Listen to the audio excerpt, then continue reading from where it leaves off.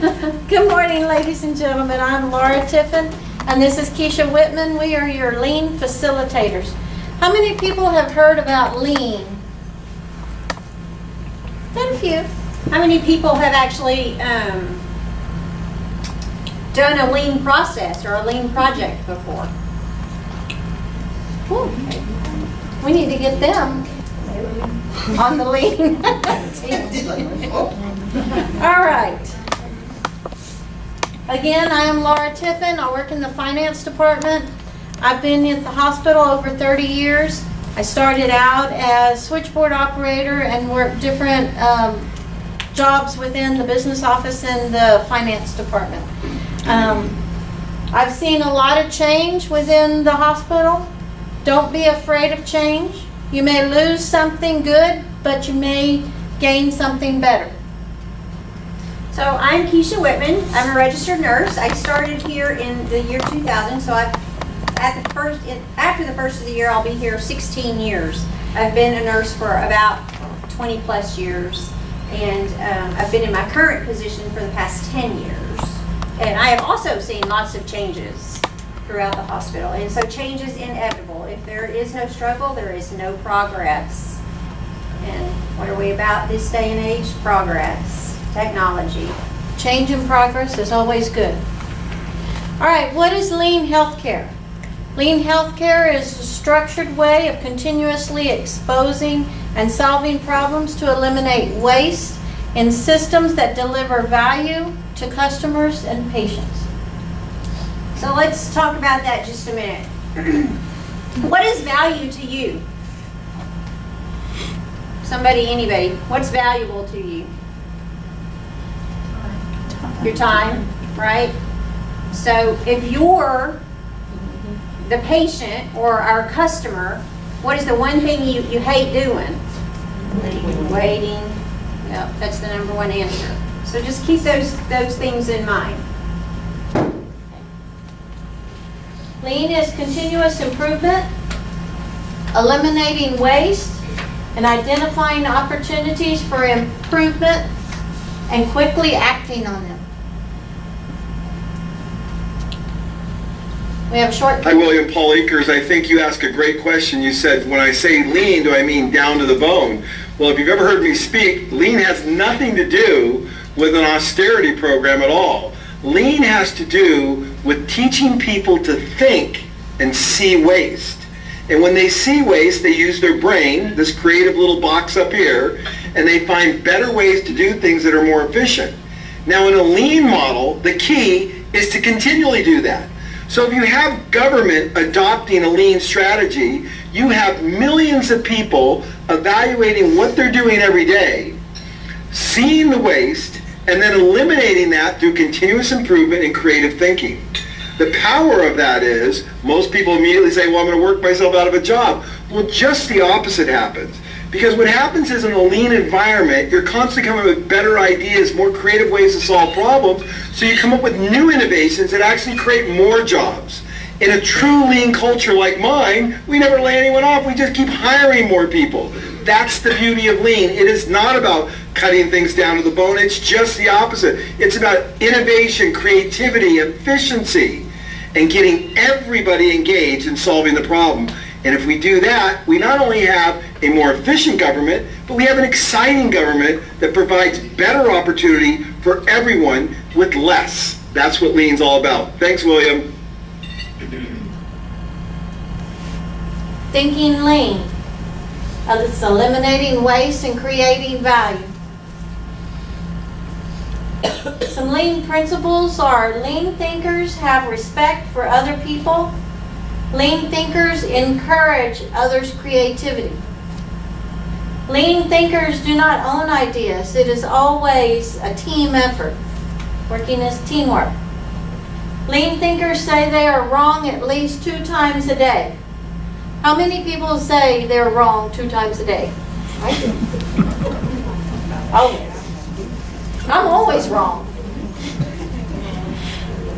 Improvements are endless because waste is like gravity. Gravity's always there, so is waste. 90% of everything you do is waste. Never look at the waste of others. You will have plenty of your own. Lean is not working fast, but rather working smoothly And efficiently. and efficiently. Another video. Welcome to my world of 2-second lean. What is 2-second lean? It is simple. I took a world-class business concept practiced by the top companies in the world, Toyota, Harley-Davidson, Porsche, and made it fun and easy so anyone could tap into the power of daily continuous improvement. There are 3 easy steps to become a powerful lean thinker. First, learn the 8 wastes.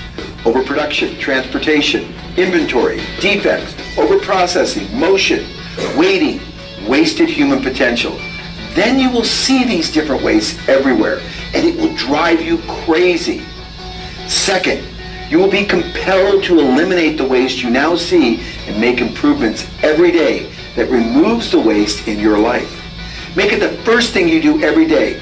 Small, consistent, tiny, 2-second improvements, all hooked together day after day, adds up to mountains of more free time, friend time, and play time.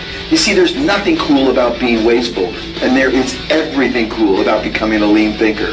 Third, pull out your smartphone and shoot a quick video to show your improvements to your friends, family, and coworkers. That's it. Prepare to experience the power of becoming a lean thinker.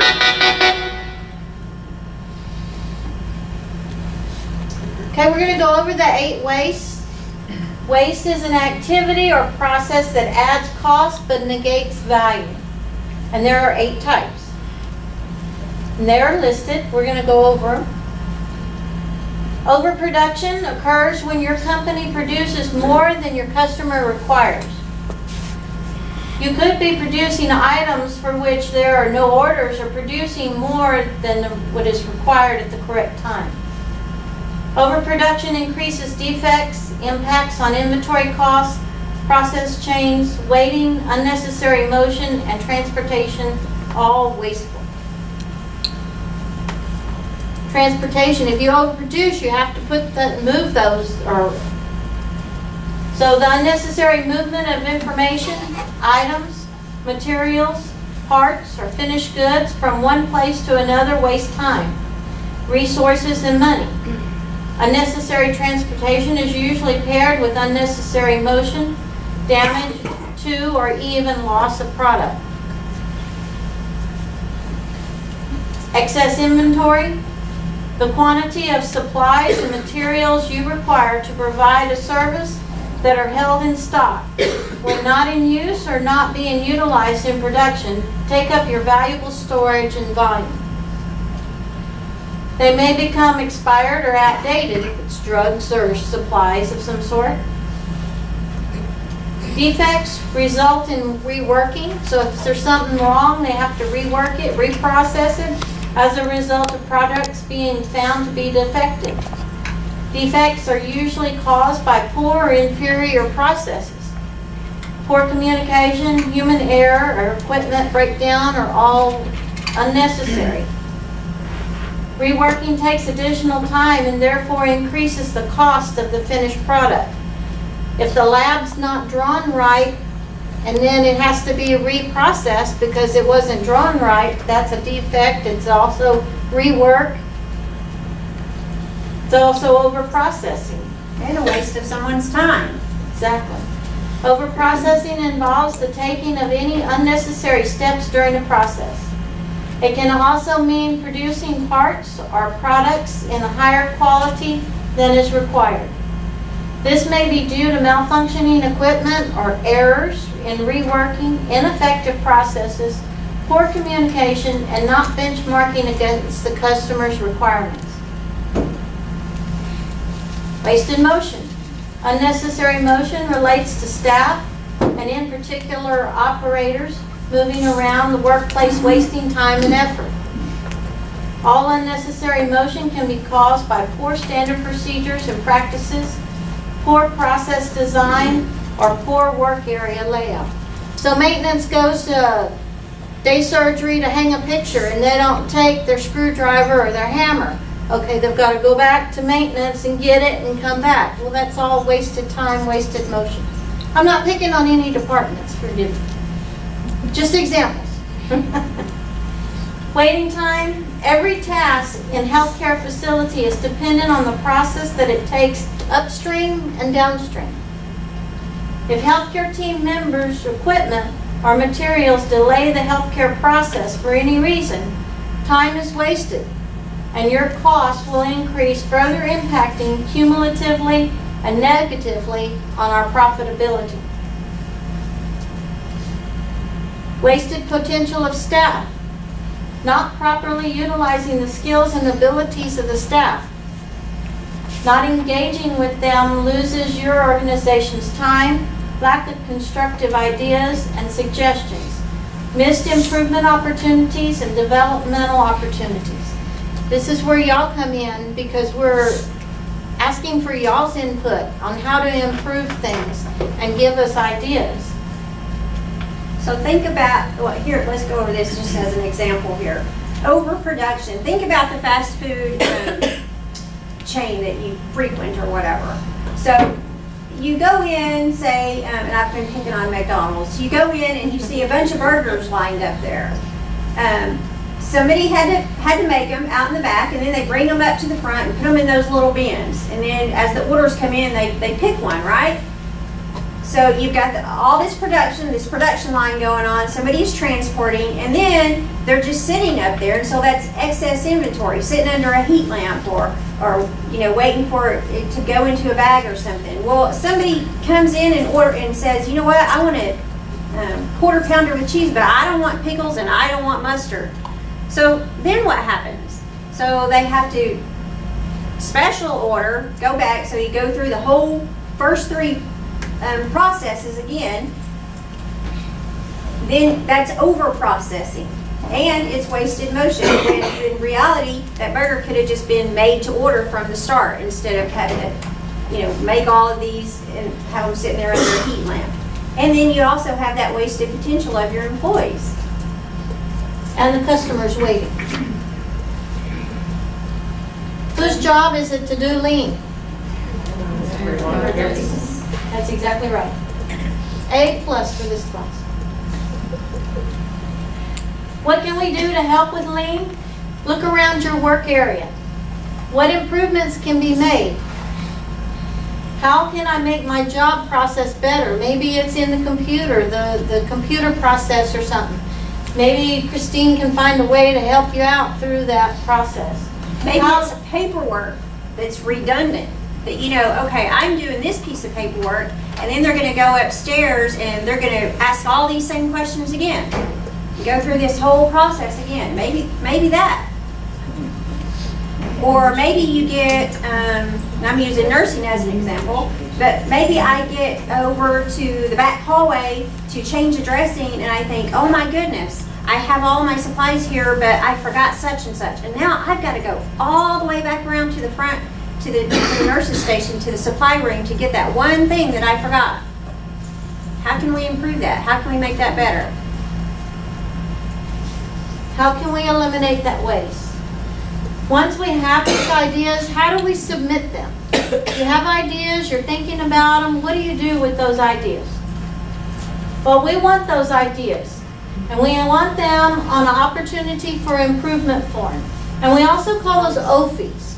So if you hear us calling it OFI, That's what it is. that's what it is. It's an opportunity for improvement. Did I say employment? No. All right, this form has changed a little bit. It is in your hospital information folder, but it is a little bit different. It doesn't have this bottom part, but this is what it is. You put your idea down. You put your name and date first, and then you put your idea down. What is the opportunity for us? What do you think is happening? Right or wrong? Where's the problem? And then what's the potential solution? We want your idea. What do you think is the solution? And we'll expand on that. Then at that point, we will take that and it will be placed on a huddle board. The huddle board will be placed in your department. It will be a magnetic dry erase marker that we are customizing for the hospital. It's going to have 3 columns, It's the opportunities for improvement in waiting. In process, In process. waiting, and then done. Okay. So, and then from that, your department will meet around that, discuss those ideas, and then if it needs to go interdepartmental to, maybe nursing has something that would affect MIS and home health maybe, then we'll get those departments together and work on it together as a team. The decision of how these are going to be worked are done by the matrix. So the decision matrix is pretty easy to use, and we're going to have one of these it'll be a laminated card that will come with your huddle board, and you and your manager or whoever is going to be your team leader, whoever comes up with this, you'll place your OP or your opportunity for improvement. You're going to categorize it using this decision matrix. If it's something that's going to be low effort and low impact and you can do it right now and fix it, I can call Christine. She can help me with this computer problem. Done. Go get it done. If it's going to be low effort with high impact, but it's going to need maybe a manager's approval, it's going to go in that top category up there to the right. If it's going to be high effort, high impact, we may need to get somebody from administration involved in this, because it might involve a lot of time, a lot of effort, and a lot of monies. And then if it's something that's going to require a whole lot of work on a bunch of your part or a bunch of person's parts, but it's going to have real low impact, you might want to rethink that one. Is this something that we really want to do? This is an example of some huddle board. Ours is, oops, that's another one. Ours is going to look similar to this. The only thing is we're going to take the story off of there. We're going to have the to-dos, the in process, and the done. We're going to take the to verify off. And then also the managers or department leaders may decide to put something else on there that they're tracking, some numbers that they're tracking on there. Another example of another company's huddle board, they were tracking safety, quality, delivery, and cost. So, and then they just pasted sheets of paper on there with their reports.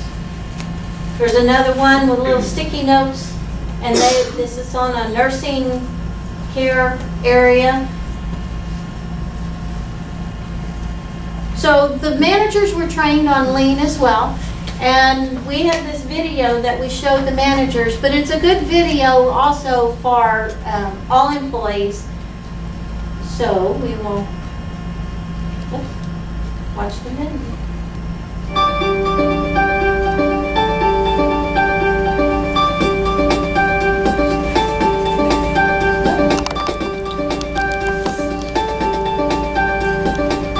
Are you a manager? Performance is your spearhead, and you probably already have many actions set up in your quest for excellence. So to help you get that extra mile, let's take a look at the 5 main steps that characterize a lean manager. To start off with, you must control your territory. By this we mean knowing what the limits of your working area are. It also means identifying the resources you have. Controlling your territory also means creating your own neat, tidy, and secure little area, which will enable you and your teams to spot anomalies immediately. Putting your workspace in order will also give you the chance to give meaning to what is visible and make all the important things visible again.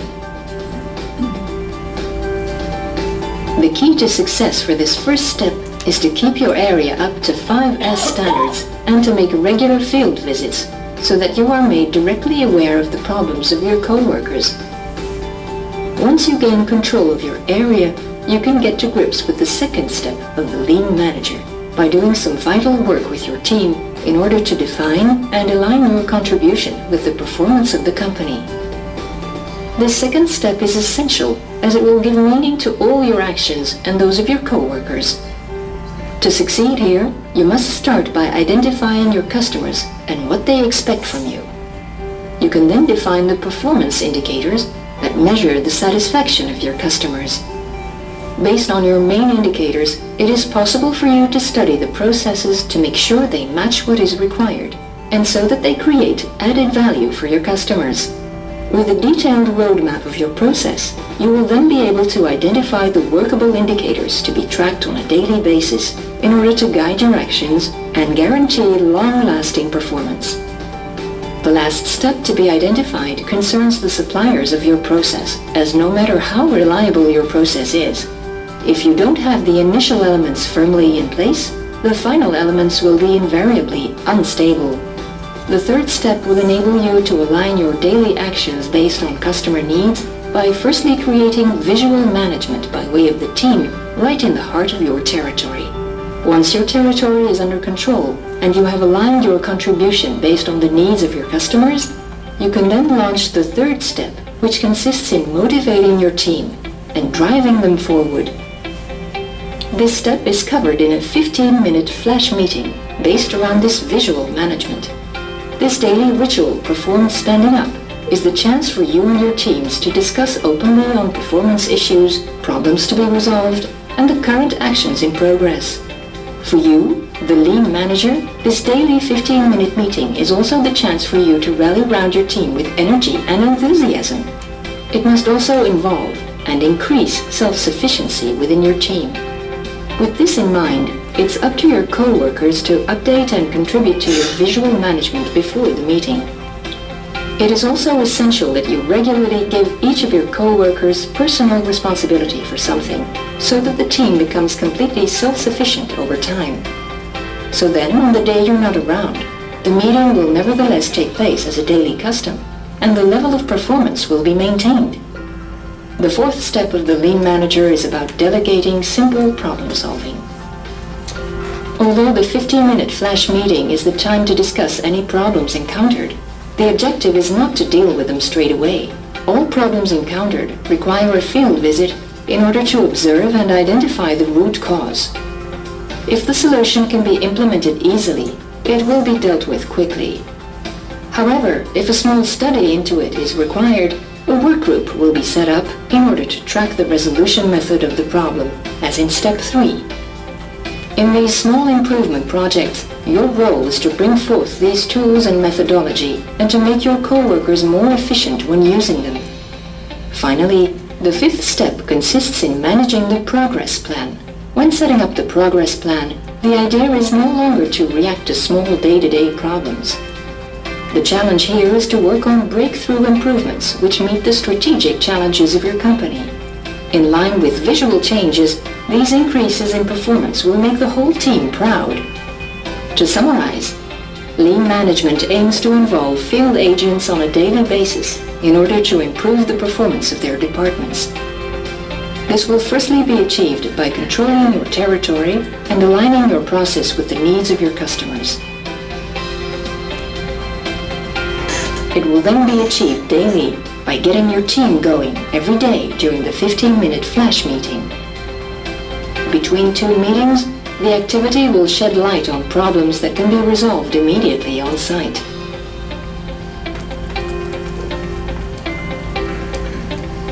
More sensitive issues may require a more formal problem-solving procedure. Finally, managing your progress plan will enable you to achieve jumps in performance to ensure your activity goes the distance, and to make your team get around ambitious objectives which meet the strategic challenges of your organization. Right, it's now over to you. So what are your next actions?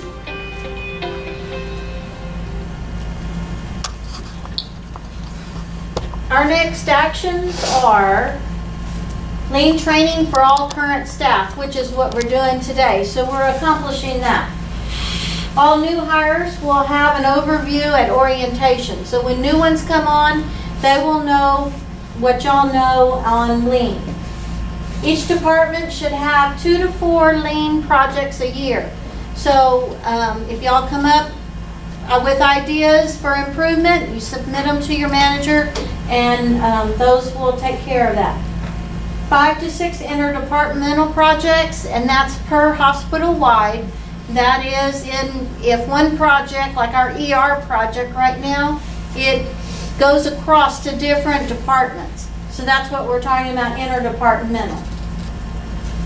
Each department will have a huddle board. We are customizing those, and we should have those up probably by December 1st. This is mainly for managers or those who are head of the team. Progress reports on active lean projects are due the last day of each month. So if you're on a lean team and you're the scribe or the secretary of it, then you would, at the last day of the month, you would report to Keisha and I. And that would be in a form of video, reports, or emails. And then Keisha and I will take it and we'll summarize it and we'll report quarterly to the SLTs. And that report also will go to the board. So the board wants to know what we are doing to improve. Lean project updates quarterly, and we're going to celebrate our successes. So if we have some good lean projects that, like ER, their project right now is to reduce their check-in to check-out time to 120 minutes. They're right there. They're like at 120 minutes right now. So once they hit that and sustain that for a while, then we'll celebrate their success by a pizza party or ice cream party or some kind of success party.